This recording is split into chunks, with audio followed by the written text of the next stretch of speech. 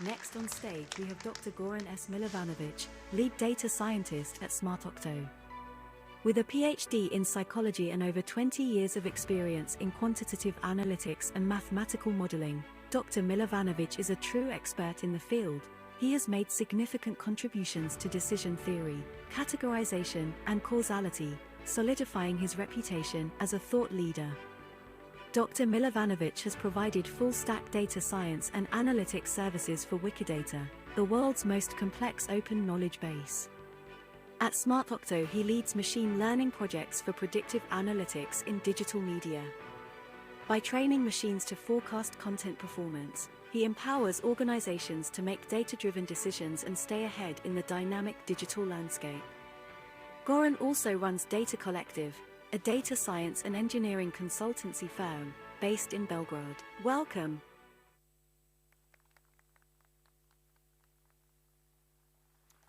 Hello, Sofia. It is so exciting to be here with you today. On the Webit, in fact, I'm so excited that I had to bring my notes in order not to forget to share something with you, the slides, yeah. So I want to discuss the potential of generative AI in digital analytics today with you. And I do not want to address just the potential to improve how analytics are done, okay? Obviously, generative AI will improve our analytical capacities beyond what we were able to imagine only years ago. I want to focus on how it changes the way we think about the problems that we encounter in analytics every day, right? I want to focus on the relationship between the digital analytics and its primary subject, which is now becoming an AI-enhanced super user. Slides, please. So let me start by introducing the landscape slide. Slide, please. Thank you. There will be many of them. So, in tech talks, people will usually start by introducing the infrastructure where the whole game of analytics is played. So we have some ingestion models that we can see on the slide. Then we proceed to run some broker models that take care that the data from the ingestion models, can we have the slide, please? That the data from the ingestion models actually flow towards the data lake, which is on the next slide. And then we proceed toward the number crunchers, thank you. It actually provides all the magic. And then on the next slide, you will see how actually we compose all the tech stack in order to provide analytics, data science, machine learning engineering, and all such things, right?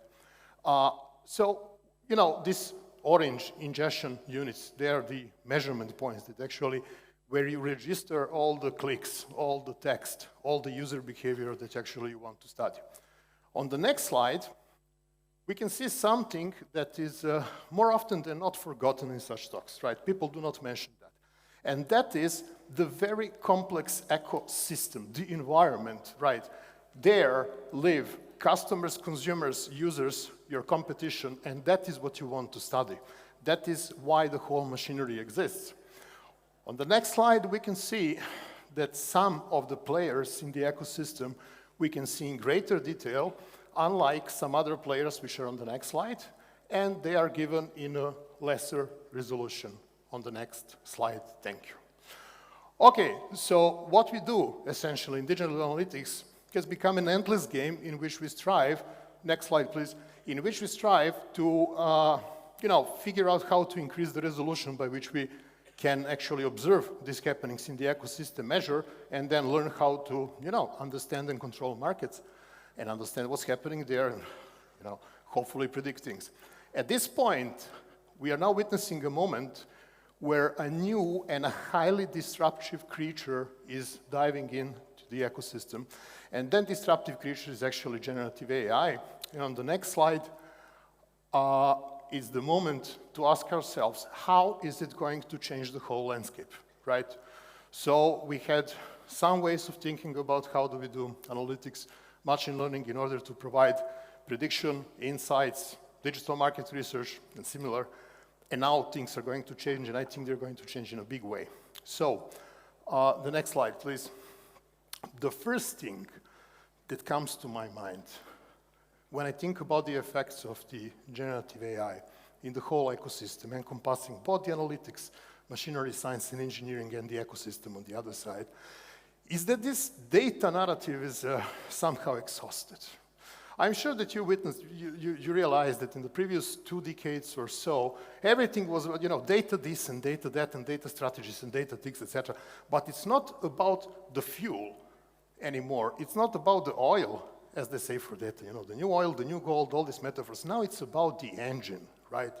And it's about what effects will the presence, the discovery on the engine, right? What effects it is going to have.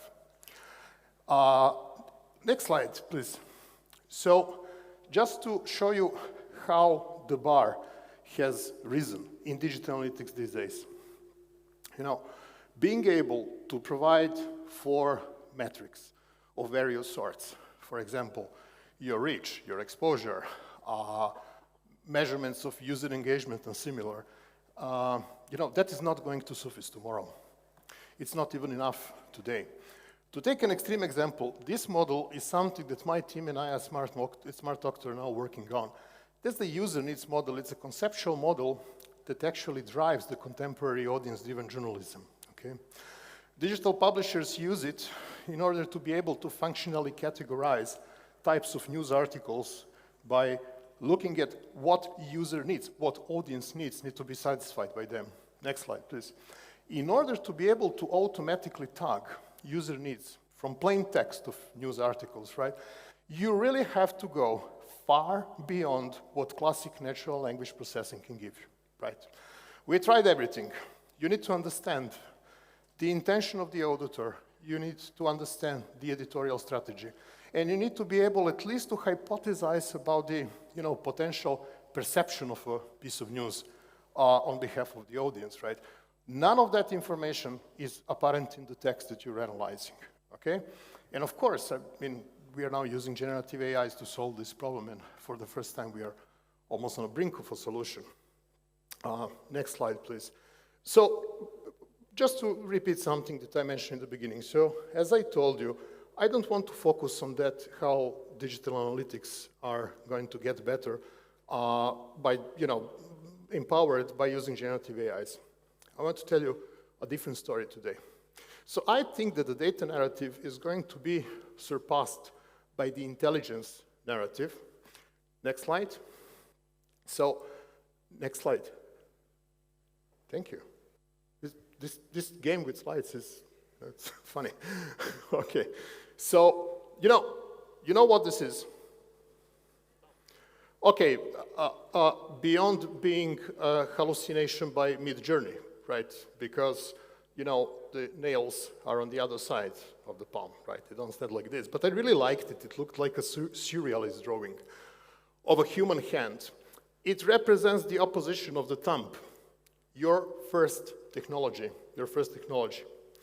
Back in the distant past of our species, the opposition of the thumb, that critical genetic mutation that led to this feature, right, enabled us to manipulate our environments in more complex ways than before and actually sparkled the development of national intelligence.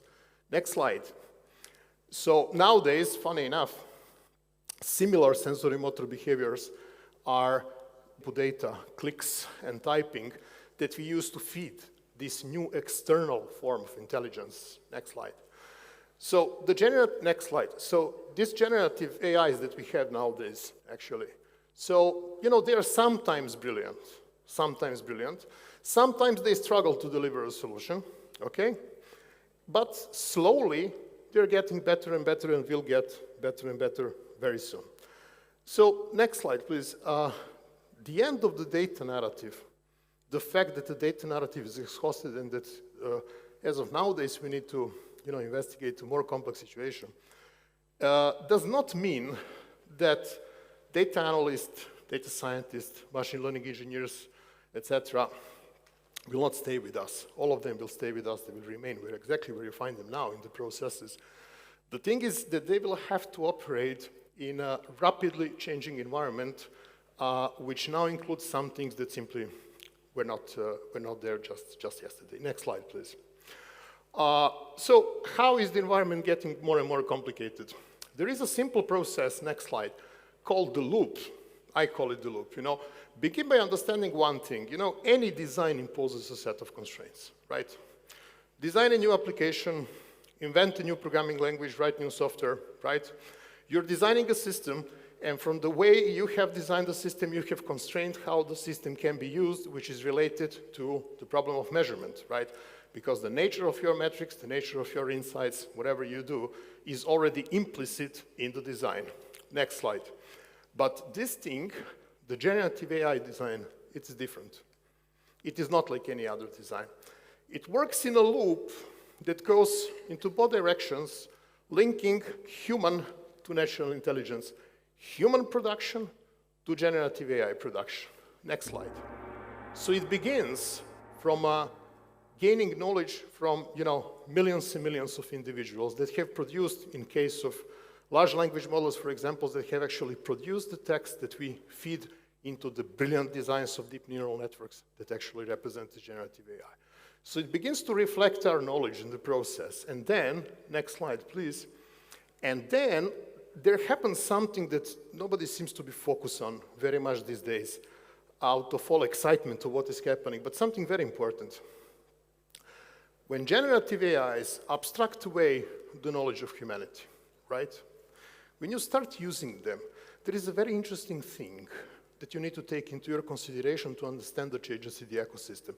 When generative AIs send the information back, right, they focus on a single user, single person using chatbots or any other AI-powered applications, and there are already plenty of them.